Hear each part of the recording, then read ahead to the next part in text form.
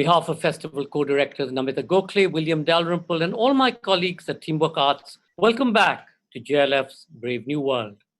Those of you who missed our special curtain raiser weekend celebrating JLF London at the British Library, featuring Meera Nair, Peter Frankopan, Amish Tripathi, and Nobel laureate Venki Ramakrishnan, and our stellar list of speakers, you can view these on our Facebook page, JLF Litfest, and on our YouTube channel, Jaipur Litfest JLF. Our official radio partner is Red FM Bajate Raho. Our session today on JLF's Brave New World is the governance of the unprepared. Homi K. Bhabha in conversation. At a time of a global pandemic and a century which has seen turmoil and progress in equal measure, the one feature that stands out is how unprepared the human race is for both man-made and natural calamities.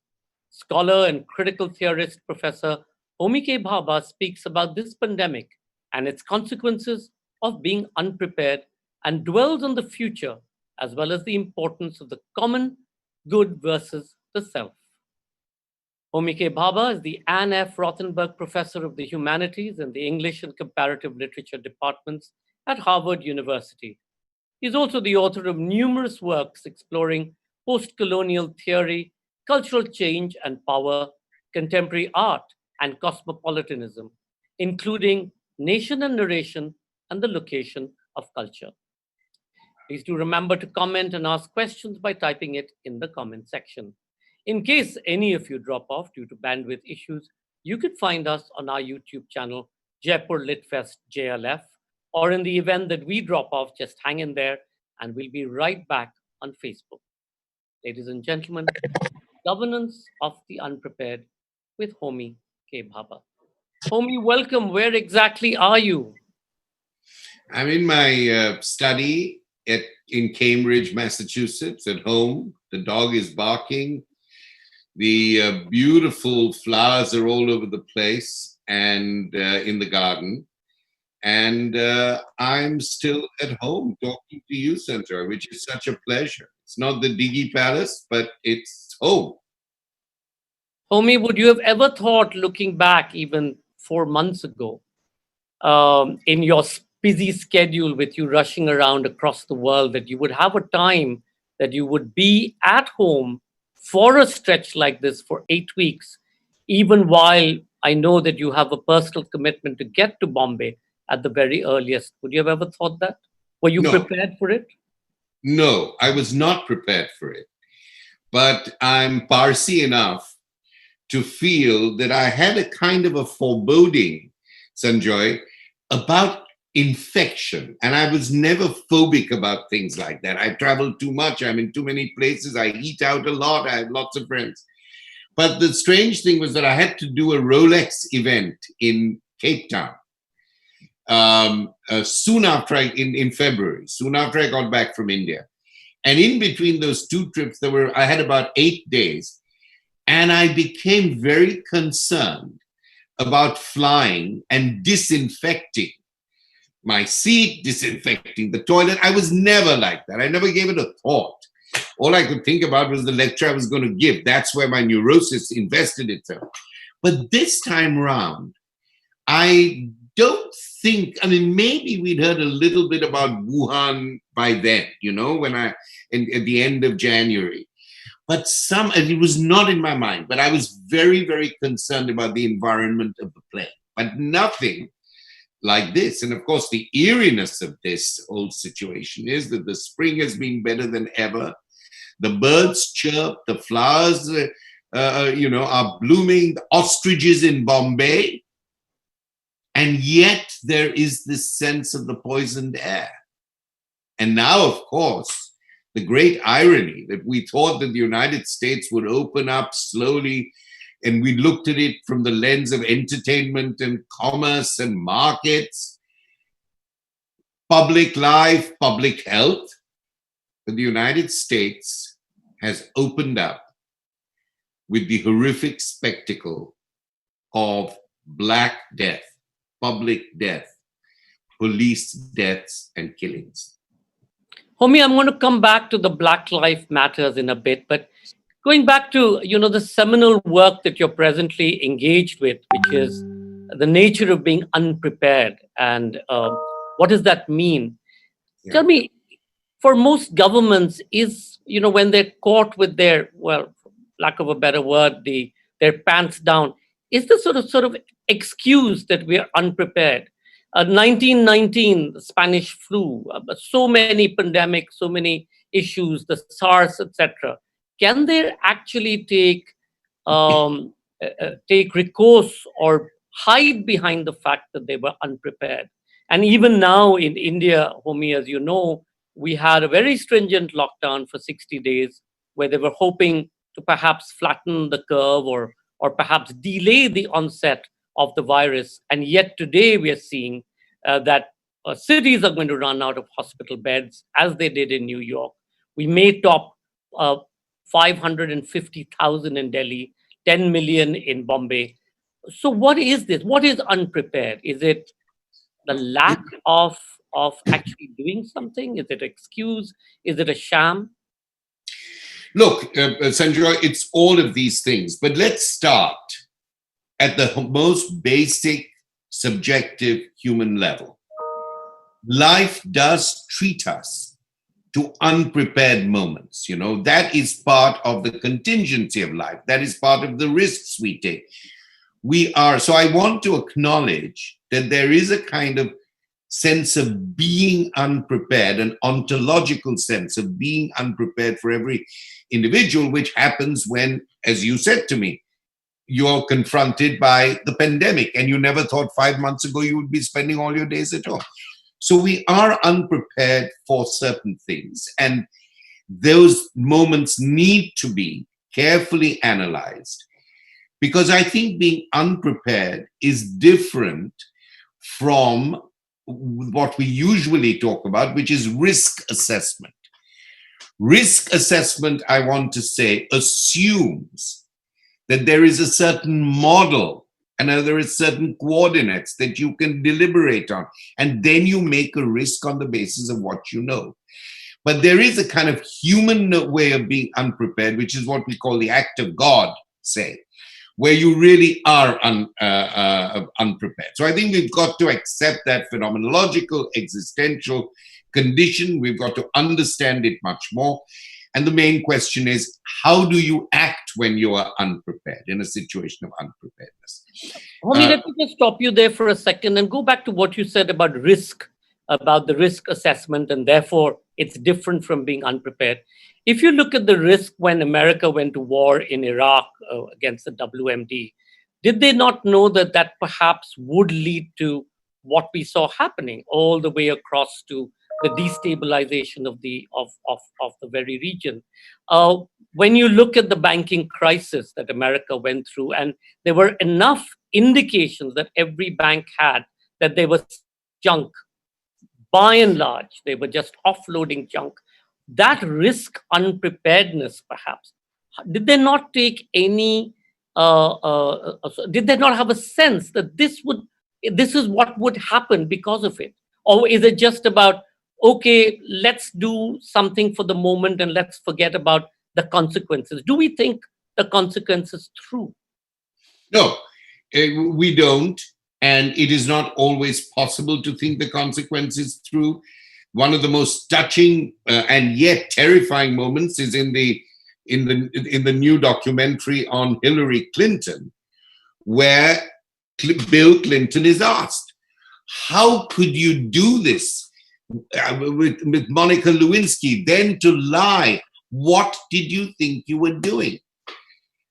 And he said, I did it. I acknowledge I did it. I don't know how I did it. All I can say is, when there are so many pressures on you and you're going in so many directions, you do things for which you yourself are not prepared. Now, you can take it or you can leave it. But I want to say, to answer your three issues here, yes, there is a notion of being unprepared, and we've got to think about it, the psychic nature of it, the moral nature of it, the ethical nature of it, the political nature.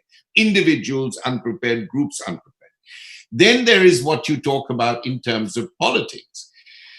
Well, They thought they were prepared because they created, before walking into Iraq, they created the weapons of mass destruction on very, very weak grounds. They knew that they were taking a risk, but they wanted to hedge that risk by going to the UN and saying there's a major issue here. We think there are weapons of mass destruction. So they took a risk, but they hedged it with the weapons of mass destruction. And then, of course, as Rumsfeld once said, shit happens. Well, shit happens because you make shit happen. But then once you start that process, shit does happen. So I think that you have to be very subtle and careful about this, that you do make a decision, you take a risk, and then things unfurl and unravel. Now, as far as the banking crisis goes, yes, everybody said we were unprepared. We were unprepared. Well, you are always unprepared for a perfect storm, but you may know that you are actually going into a storm. And there, of course, you had this idea of institutions that were too big to fail. We're too big to fail. If we will always be rescued. So I think these are different hedges. Now, I want to make this distinction.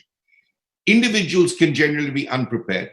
Governments, particularly populist, authoritarian national governments, in our time, I believe, are creating a sense of unpreparedness because they want citizens to be unprepared, to be in a state of anxiety, unpreparedness, so that they can come in very decisively with often extra legal restrictions on public life and on citizens. So that these are not entirely illegal, but they're extra legal. They play on that boundary. And this is what concerns me a great deal, because if citizens are continually being given media messages that, through tweeting, that take falsehoods and turn them by the very nature of the medium itself, right? The public nature of the medium that takes falsehoods and makes them seem like facts. If that's only one element. Then there is the element of being given very short time in which to react. 4 hours or 6 hours before lockdown, you have to de-densify Bombay. These short spans of time very often are being used to create a vulnerability for one's freedoms and liberty as a citizenship. And that's where I use the term the unprepared citizens. Citizens are being kept in a place of unpreparedness. And by the way, if you saw the article in the New York Times a few days ago, the response to the coronavirus has been worst in authoritarian states and nations. Partly. Homi, let's hold that thought for a second, and let's go back to, you were saying some institutions are too big to fail.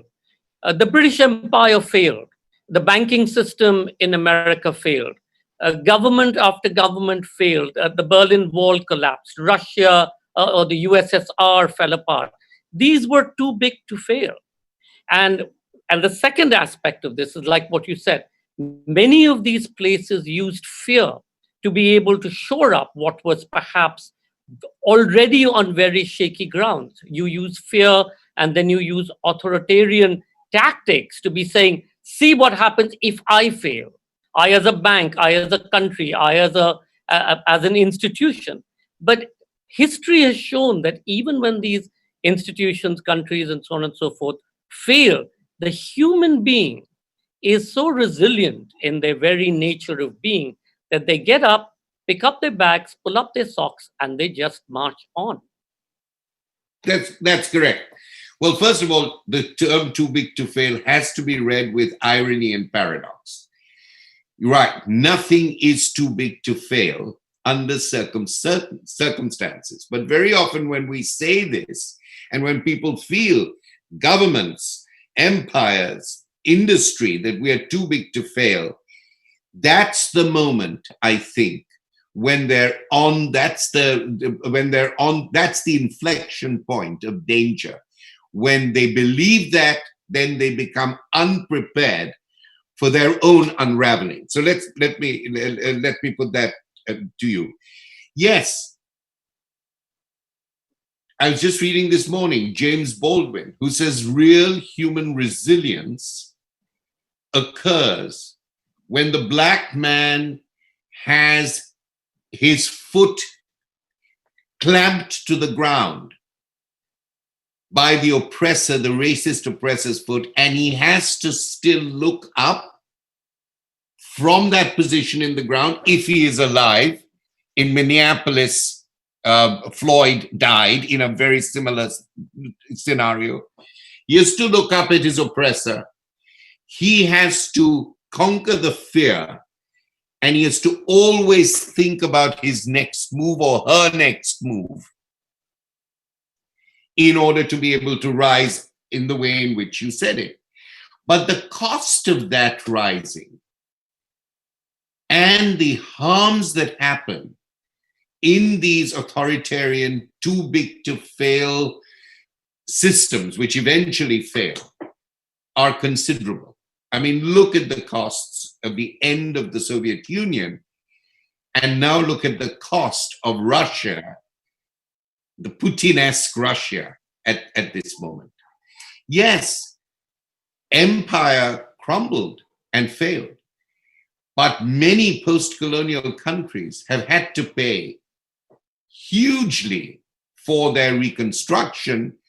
And indeed, many of them were then wrapped up into a world IMF or Washington consensus system, which did not enslave them, but which restricted their growth. So I think that one has to see that whole cycle.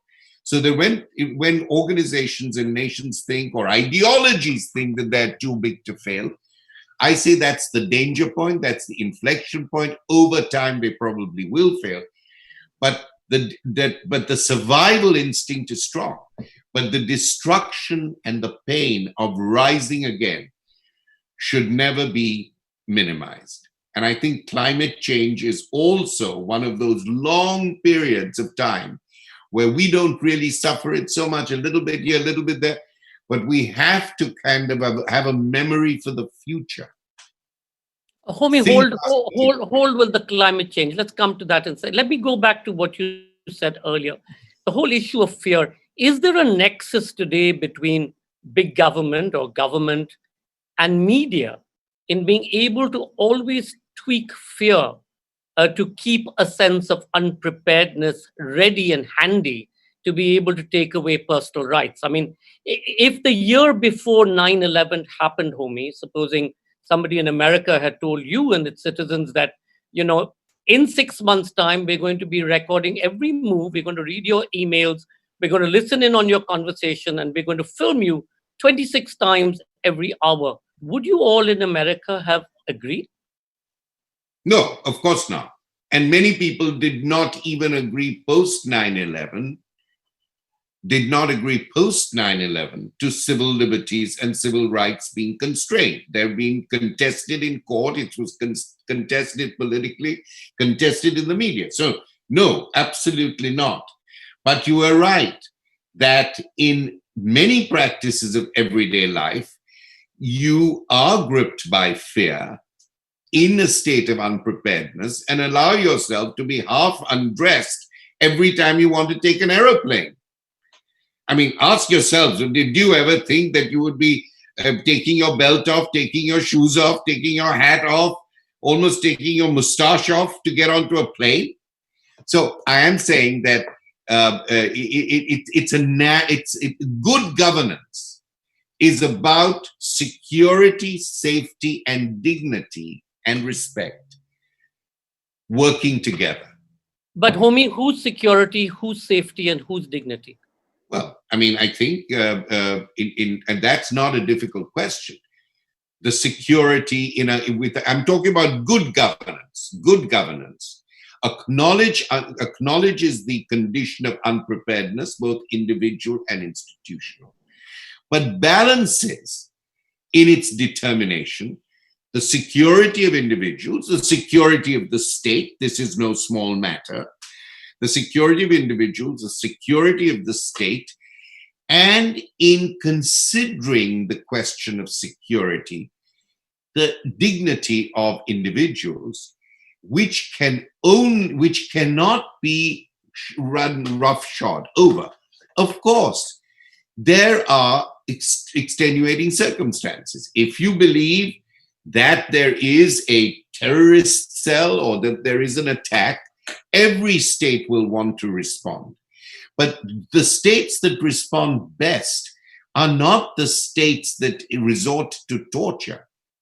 That's because under torture, people will confess to anything. The states that respond best are the states that understand the distinction between surveillance and safety. One of the issues that I tell you now is that we have a very surveillance state, say in the United States, but the streets are not safe for Black people. You see what I'm saying? You can surveil, but what you surveil does not actually protect the most vulnerable parts of our population. But Homi, isn't that also because the crux of the problem in all of this, and I've seen reports saying the Minneapolis police is going to be disbanded or unfunded or whatever, but isn't the crux of the problem goes back to the whole fear factor, because you have such a rampant use of guns in the United States. So you have funded the police to ramp up their sort of sense of security when they go out to police the state. And as guns are increased and the kind of weaponry they're increased, the police also continues to have to ramp up their sort of use, etc.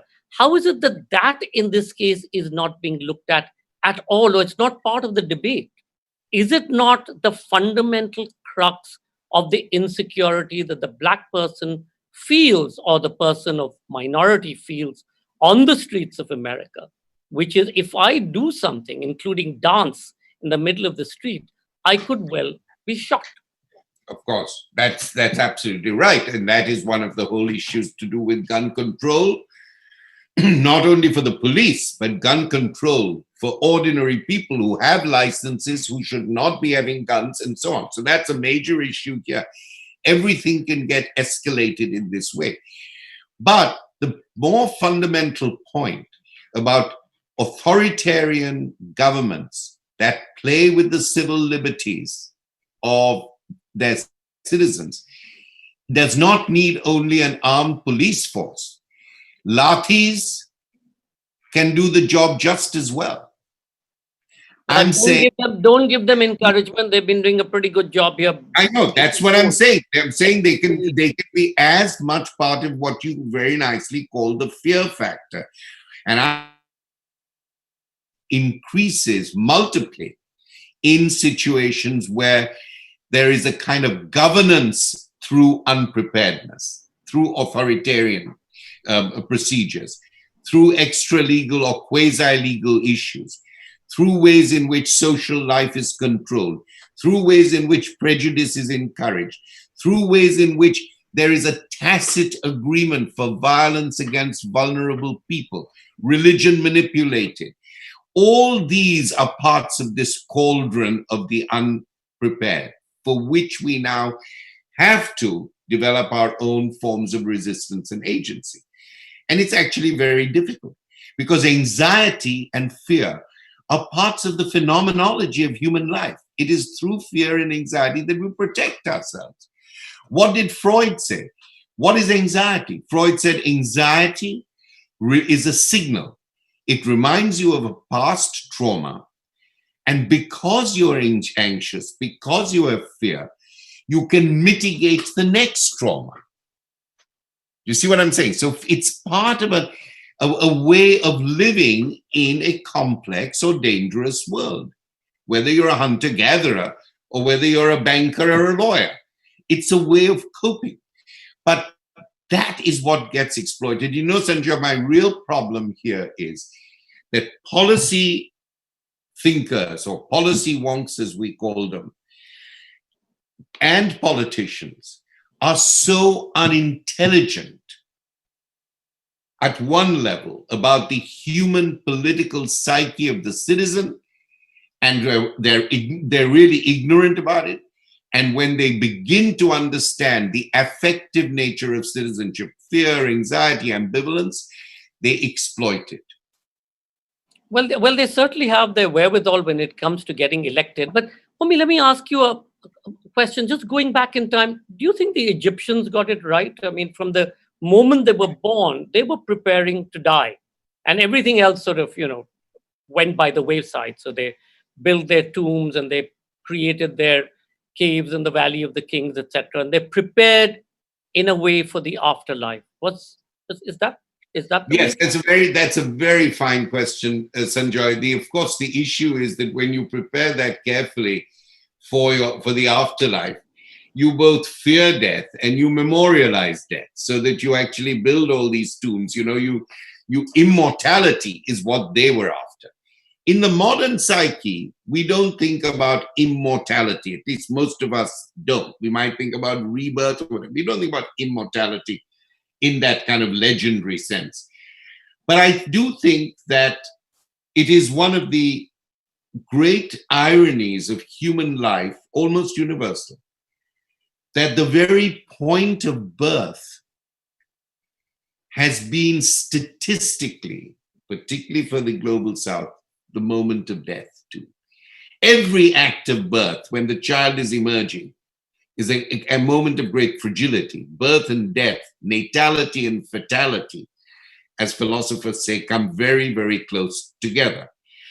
But I think that partly religious communities or faith-based communities do think in our secular world more about death, but they think about it in a certain theological way.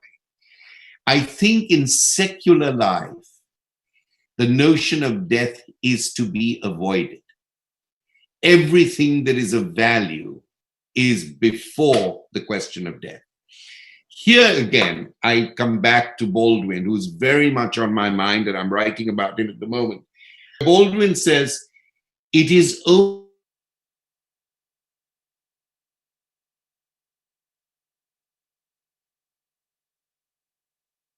let's put it in very contemporary terms, that you can begin to construct the American dream.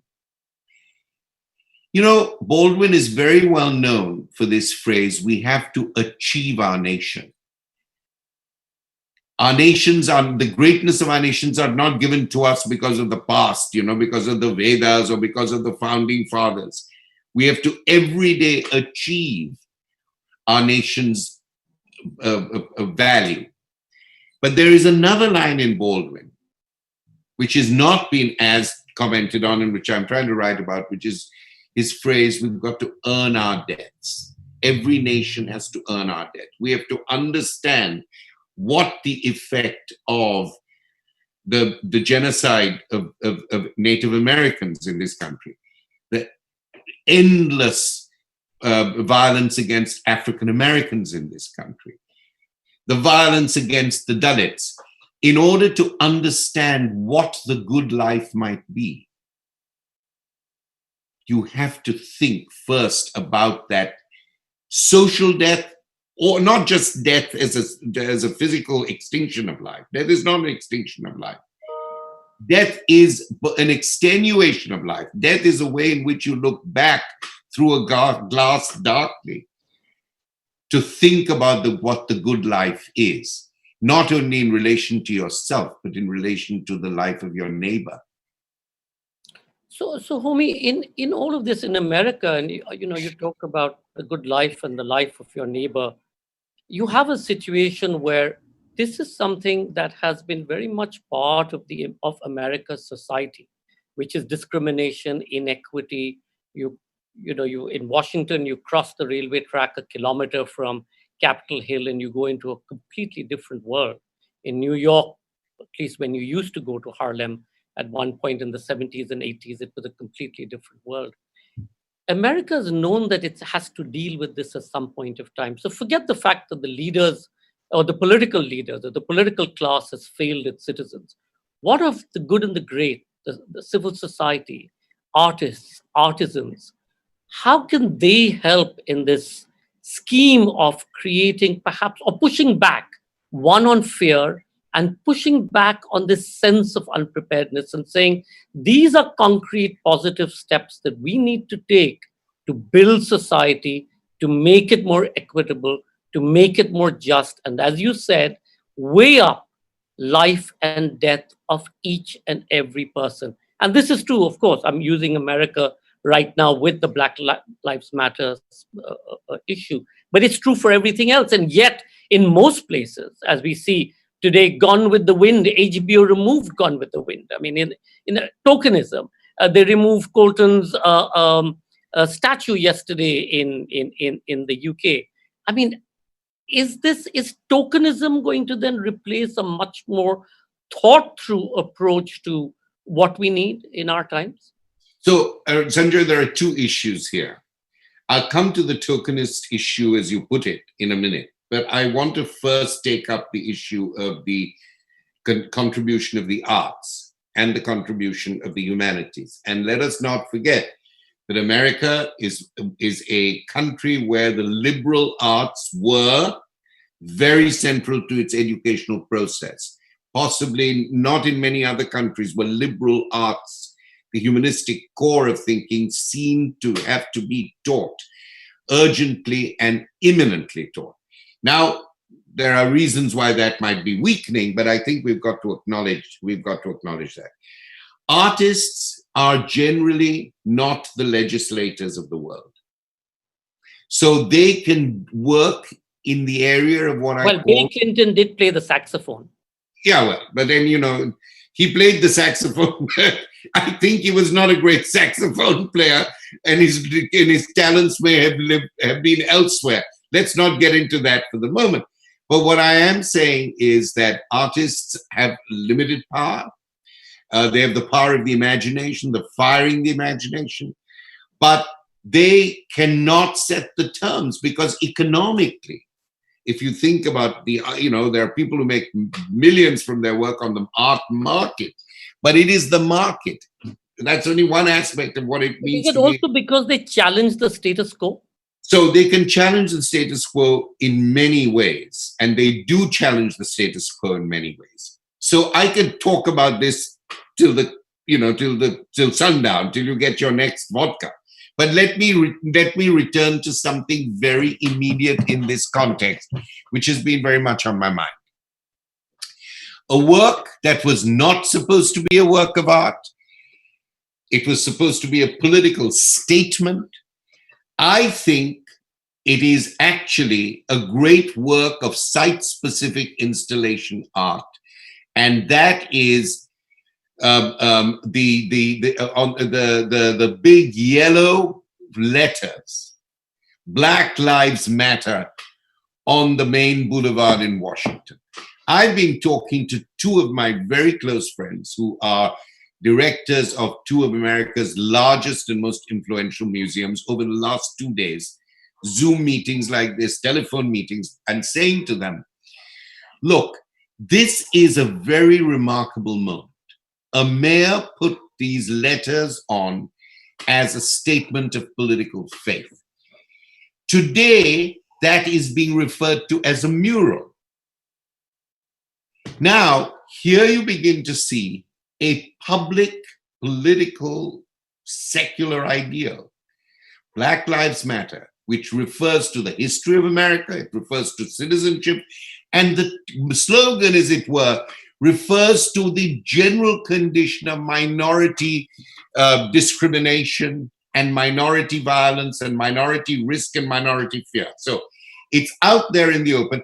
And I say to my friends in the museum, look, this is a new way of thinking about installation art. When you see the Google pictures, it looks like some of the calligraphic art used after the Russian Revolution, the Russian revolutionary posters. It makes the letter into a figure. So I'm saying, now let us try and think about cultural citizenship and the function of art from this concrete instance of what happened.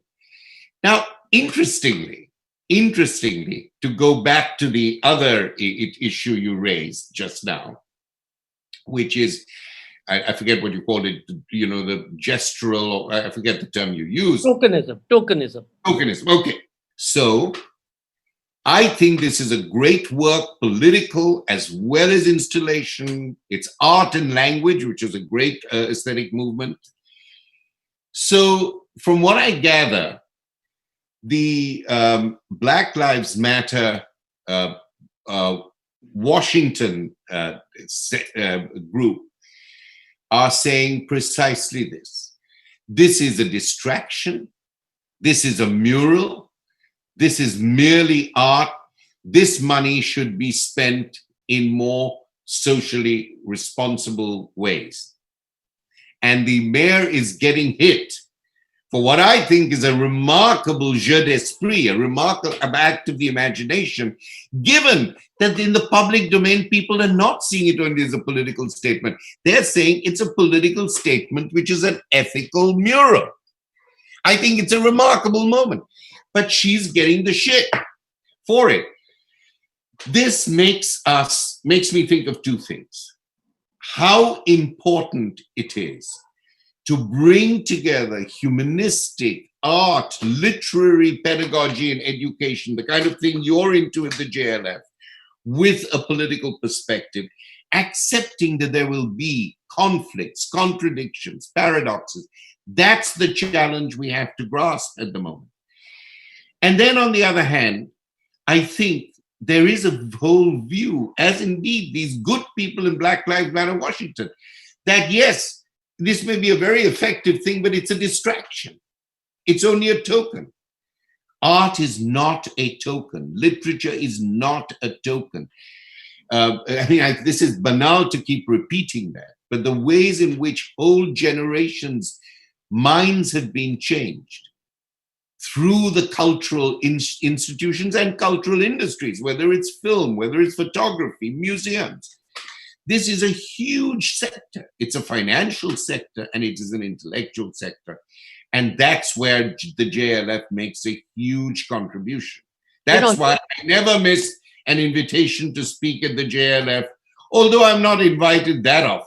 Let's not go down that route. But Homi, truly, we all know that art matters, and we know that artists, still get short shrift, and we know the impact that art can have on social life, on the world, etc. But my colleagues have asked me to start questions. But just before that, two things that you talked about earlier, which I want to just touch upon: environment, natural disasters.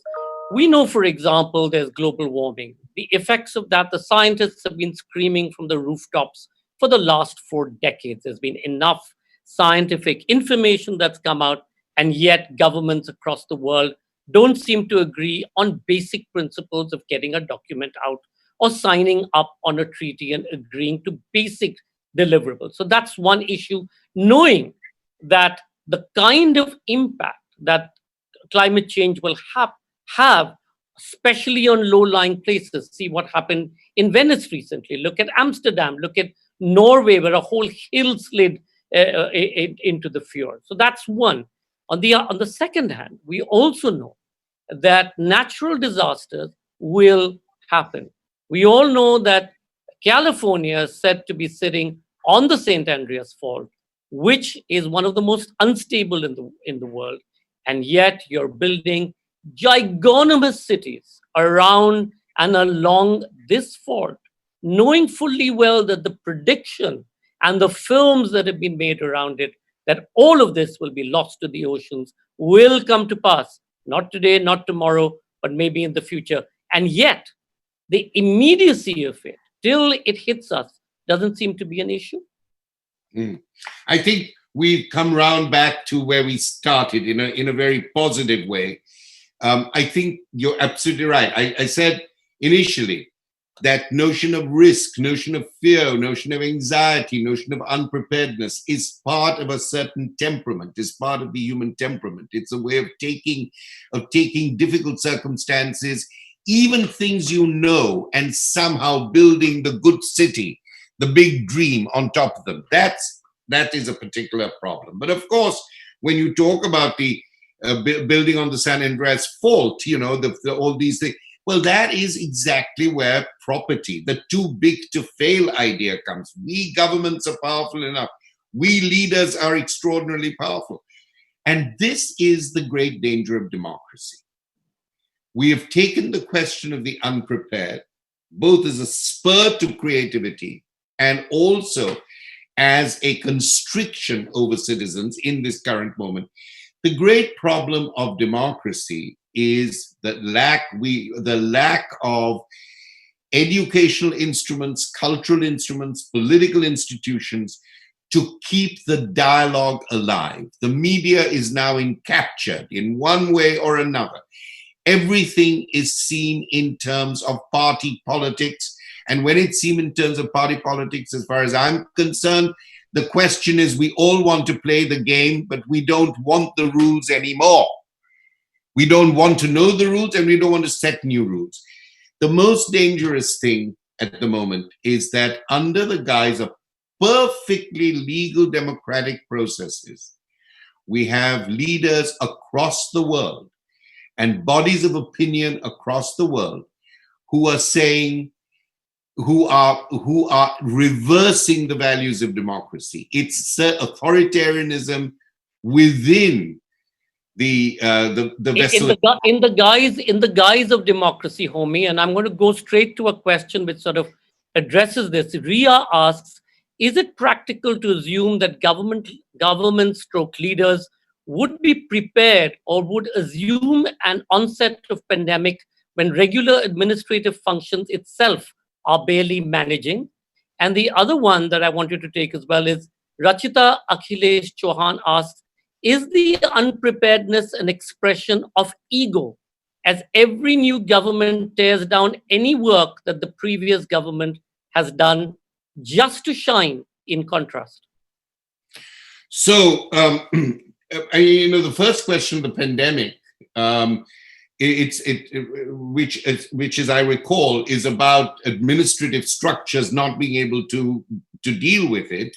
Yeah. I mean, here in the United States, you have a flagrant example of the Obama government providing a kind of rule book about the pandemic, having a unit for it, and the Trump government deciding that it was not going to go in that direction and disbanding it. So here you have the answer to the first question, that had there been a careful administrative, as there was, foresight, we would have been better prepared. And Trump vetoing it, the Trump government vetoing it, is clearly about egoism. But what I want to say is something related to both. I think we're in a situation where we go back to this problem of the undemocratic elements within a democratic institutional arrangement.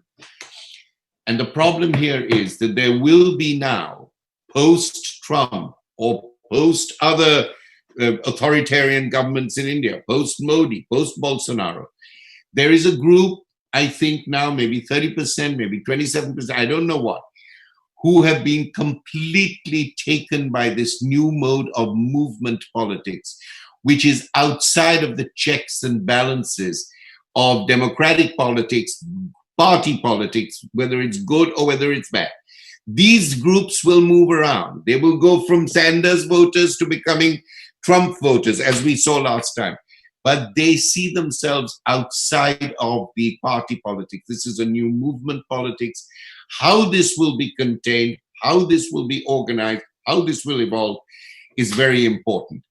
Contrary to that are the groups who were on the streets, throwing their own safety, health safety, to the winds, doing the best they could, but being on the streets together from all races, classes, generations. 75-year-old man in Seattle, 17-year-old girl in Washington, one Mexican, the other Latinx, the third one African-American, white. This is the counterbalance to that movement politics. And how these two groups will develop and who will be able to fire them with an organizational, administrative foresight is the issue that we have to ask ourselves about. I'm going to have to end with this one last question. I'm sorry, everybody. I know you've sent in hundreds of questions, but I'd love to keep Homi here for at least another 2 years, and because I just enjoy his conversation and his mind, but we're not going to be able to do that. As Sachdev Ramakrishnan asks, Dr. Bhabha, on an optimistic note, does human history hopefully indicate a better world at the end of such catastrophic events, such as the pandemic now or other significant events before? And can we end up as a more caring civic society? Well, my dear friend, that is a wonderful note on which to end. And I think that I think human societies do learn from the unprepared conditions into which they are thrust. And they also learn from the governance of the unprepared by powerful, short-sighted, and I hope short-lived, undemocratic, more autocratic periods. Of course, we learn from these things. We learn from not only what we gain, but from what we lose. We learn from the negative. We learn from suffering. We learn from human fatality even. We learn from death, social death as well as physical death. The question is how much within a span of time that you are effective, that I'm effective, within a life of 40 years, 50 years, 60 years, 70 years, what is the balance? What is the balance of grief, vulnerability, and exploitation and oppression? And what is the balance of flourishing, liberty, and freedom? These are things for which we are finally, as individuals, unprepared. But we have to contemplate on them, and we've got to find our ways of life between them. So I think there is, eventually, we will learn from this period that even if we could not see our neighbors, we would do things. For instance, my way of maintaining neighborliness at this time of the pandemic, when I couldn't see all my friends to eat with and drink with, whatever I cooked at home, I would cook extra and leave it on the doorstep of my various friends. That's the way in which we had virtually broke bread at the same bread without actually being able to see each other. Of course, that's a very small illustration, but I think the networks of caring, the networks of invention, even through social distancing, have taught us how intimacy and proximity is not simply a physical virtue or a value. It is the very fundamental necessity of living together with others. Professor Bhabha, you've talked about the balance, which we all need to find. You've talked about learning from suffering, which we all, I think, learn every day. And the human resilience is so incredible. And we'd love to have you back to continue this conversation, not just on unpreparedness, but on the rights of the dead that you and I have talked about so often. And we're trying to create a movement around it. But thank you so much. Thank you for illuminating us today. And thank you all for watching Maina Bhagat. And so many of you have sent in questions. I'm truly sorry that I've hogged all the time and not given up so many of your questions. We thank our official radio partners, Red FM Bajate Raho. We hope you enjoyed this conversation, and we'll log back at 9 p.m. for our next session, an orchestra of minorities, Chigozie Obiama in conversation with Aruni Kashyap. Chigozie Obiama, the Nigerian writer described as the heir to Chinua Achebe, is the author of The Fisherman and an Orchestra of Minorities, which was shortlisted for the Booker Prize in 2019. Told from the perspectives of the protagonist Chinonso's 700-year-old chi, or spirit in the Igbo tradition, the novel speaks of the mythologies as well as the realities of love. In conversation with writer and academic Aruni Kashyap, Obiama speaks of his books, telling us why he writes and for whom. And for now, we present a short extract from the archives of the Jaipur Morning Music Stage featuring Vidushi Saraswati Rajagopalan, an acclaimed Veena player belonging to the Carnatic classical music genre. Hailing from a musical family, she started rendering solo performances from the age of 12. Enjoy the music. See you back at 9 p.m. Indian Standard Time.